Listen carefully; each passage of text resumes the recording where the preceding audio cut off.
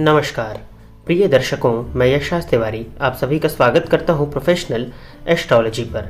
एक लंबे विलंब के बाद आज मैं आप सभी के सम्मुख उपस्थित हुआ हूं जन्म कुंडली के 12 भावों में शनिदेव के प्रभाव को लेकर। इस प्रभाव के विषय में चर्चा करें इससे पहले मैं कुछ बातें आप लोगों को शनिदेव के बारे में बता देना चाहता हूं। जैसा कि आप सभी जानते हैं, इतने लंबे समय से आप ज्योतिष के कार्यक्रमों को देख रहे हैं, तो अगर हम अपने सोलर सिस्टम का अध्ययन करते हैं तो सूर्य के करीब में जो ग्रह होते हैं उनकी गति सबसे ज़्यादा होती है। क्यों? क्योंकि जो भी ग्रह सूर्य के करीब में होते हैं उन ग्रहों तक सूर्य का प्रकाश ज़्यादा पहुंच पाता है, और जो ग्रह सूर्य से जितना ज़्यादा दूर होते चले जाते हैं उतना ही कम प्रकाश उन ग्रहों तक पहुंचता है। फलस्वरूप उनकी गति जो है वो धीमी हो जाती है।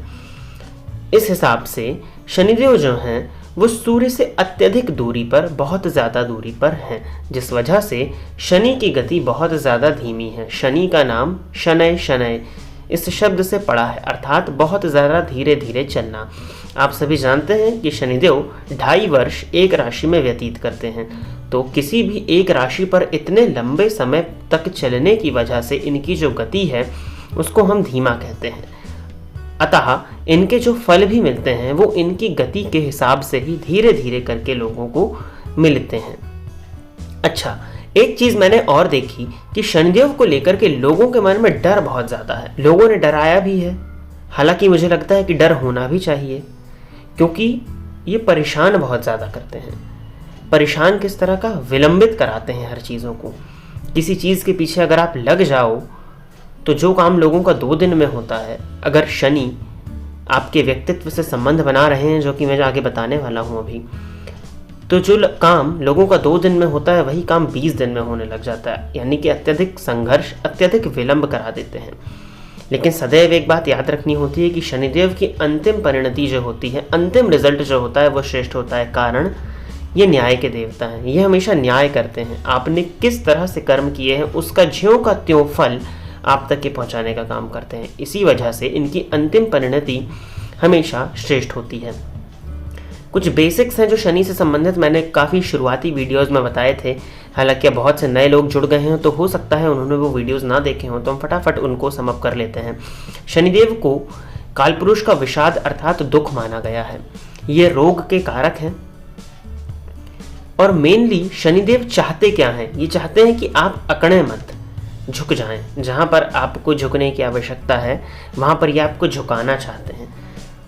जब 7.5 ढैया इत्यादि आती है और जब वो बुरा समय व्यक्ति को दिखाती है, उस समय वो यही चाहती है कि व्यक्ति जिस जगह पर अकड़ा हुआ है पहले से, उस जगह पर वो व्यक्ति झुक जाए।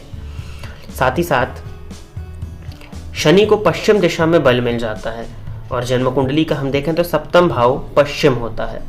तो कुंडली के सप्तम भाव में शनिदेव दिग्बली अवस्था में पाए जाते हैं, और पश्चिम में अगर ये दिग्बली होते हैं तो पश्चिम के जस्ट अपोजिट साइड अर्थात पूर्व में इनको बल नहीं मिलेगा। अर्थात हम कह सकते हैं दिग्बल से सर्वथा विहीन, अर्थात लग्न में शनिदेव को आप कमज़ोर ही मानेंगे, क्योंकि उनके पास में भाव का बल वहाँ पर नहीं मिल रहा है।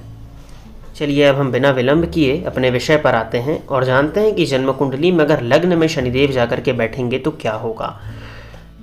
आपने सदैव मेरे कार्यक्रम में सुना कि अगर लग्न से शनि का संबंध है तो जातक के जीवन काल में हर एक चीज़ विलंबित होगी। तो अगर लग्न में शनिदेव आकर के बैठे हैं तो विलंब कराएंगे, चाहे वो कोई भी लग्न हो। तुला लग्न में बैठेंगे लग्न में तो भी प्रत्येक चीज़ को विलंबित कराएंगे, और मकर और कुंभ लग्न में बैठेंगे तो भी हर एक चीज़ को वो विलंबित ही कराएंगे। मेरा कहने का मतलब कि लग्न में अगर शश नामक महापुरुष योग लगा करके शनिदेव बैठे हैं तो भी प्रत्येक कार्य को विलंबित करेंगे ही करेंगे। कभी ये भी देखने में आता है कि अगर इन शनि पर पाप ग्रहों की राहु इत्यादि की दृष्टि पड़ जाए तो ऐसे व्यक्ति को एक अनजाना डर, अज्ञात भय होने लग जाता है। अगर शनि लग्न में बैठे हों तो कभी कभी पीड़ित होने की अवस्था में समाज में व्यक्ति को अपमानित भी करा देते हैं।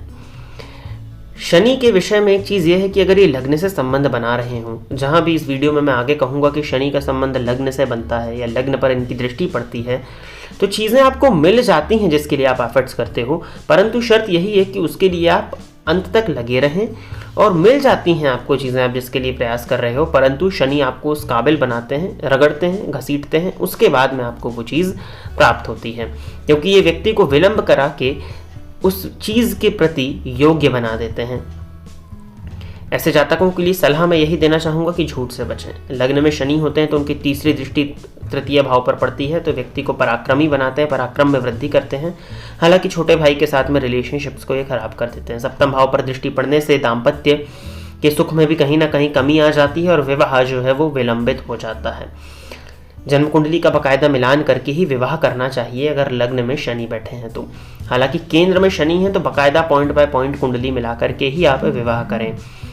दशम भाव पर इनकी दृष्टि पड़ने की वजह से व्यक्ति ऐसा कर्मठ होता है और चीज़ें जो हैं वो विलंबित होती हैं, डिले होता है। तो डिले शब्द तो पूरा आएगा ही, क्योंकि शनि शनय शनय प्रत्येक चीज़ को देरी से प्रदान करने का काम करते हैं। आगे बढ़ते हैं और जन्म कुंडली के द्वितीय भाव में आ जाते हैं। द्वितीय भाव में भी शनि का फल लगभग आप ठीक माने। वाणी में कड़वाहट ज़रूर देखने में आ जाती है।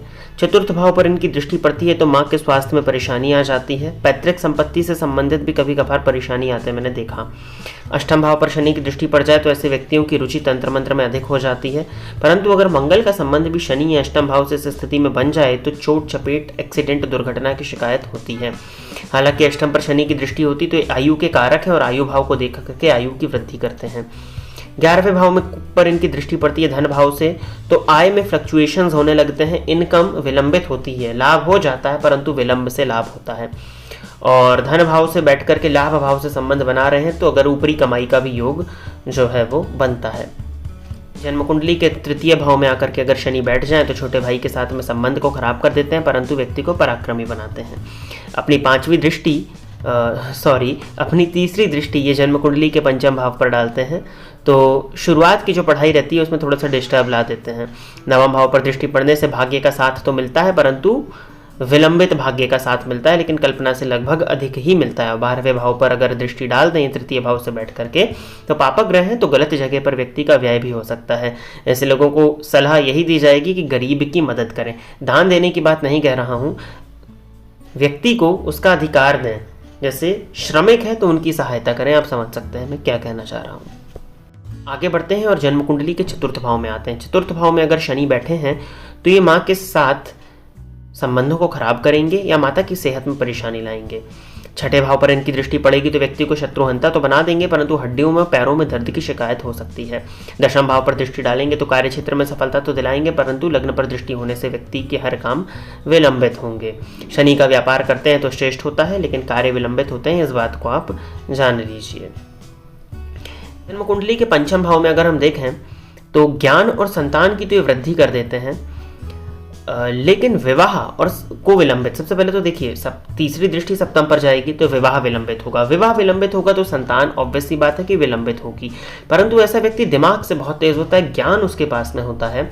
साथ ही साथ तंत्र मंत्र जैसी विद्याएं, ज्योतिष, ऑकल्ट साइंसेस जो हैं उसमें व्यक्ति की पकड़ भी होती है, उसकी रुचि भी होती है और बहुत जल्दी वो इन चीज़ों को सीख भी जाता है। लाभ भाव पर दृष्टि पड़ती है तो अपने ज्ञान से बहुत ज़्यादा आय ऐसा व्यक्ति कमाता है, परंतु हाँ धन भाव पर दृष्टि से कभी कभार सेविंग्स में दिक्कत आती है, परंतु धन हो ज़रूर जाता है।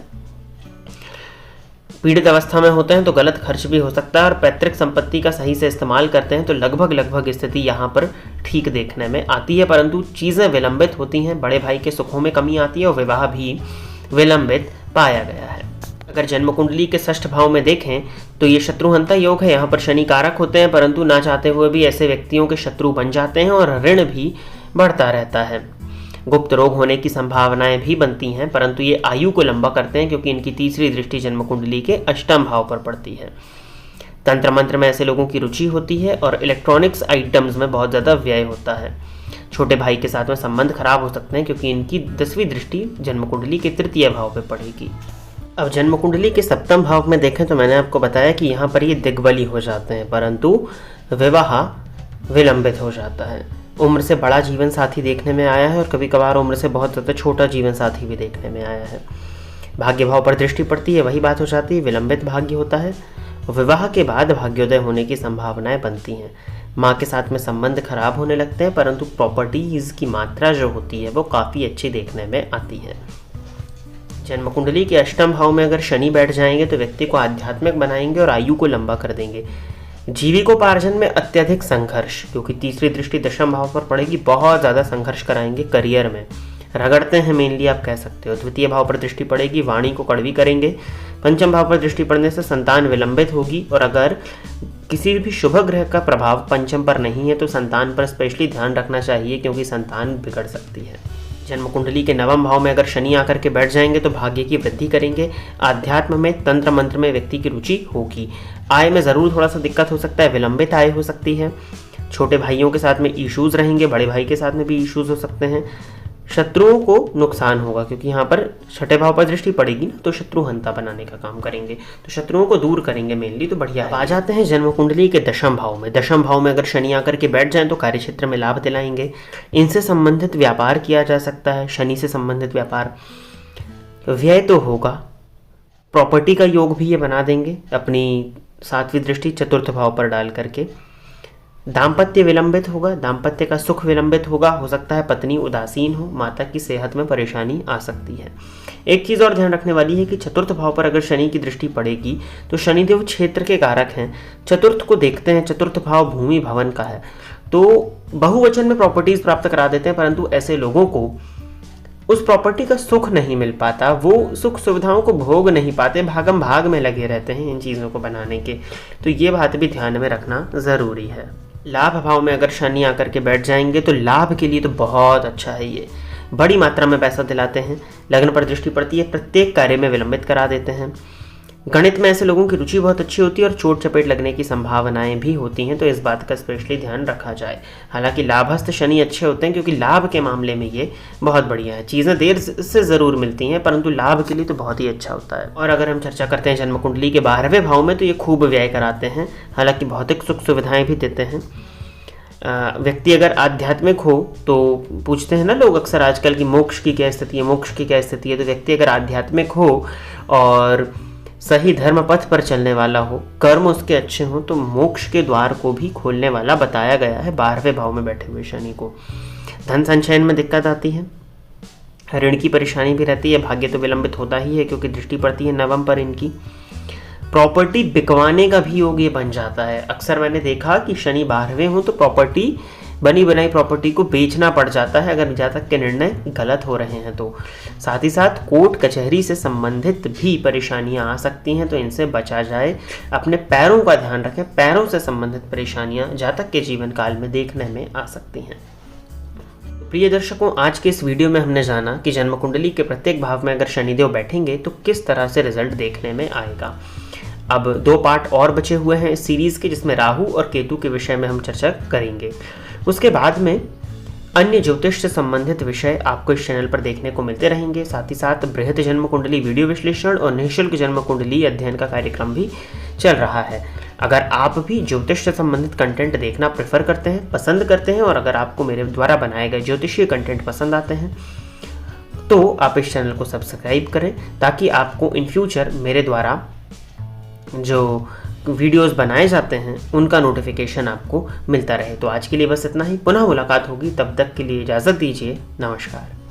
फोन पर बात करके कुंडली दिखाने के लिए एवं ज्योतिष से संबंधित अन्य सर्विसेज के लिए आप स्क्रीन पर दिए गए नंबर पर कॉल या व्हाट्सएप करके पर्सनल अपॉइंटमेंट ले सकते हैं।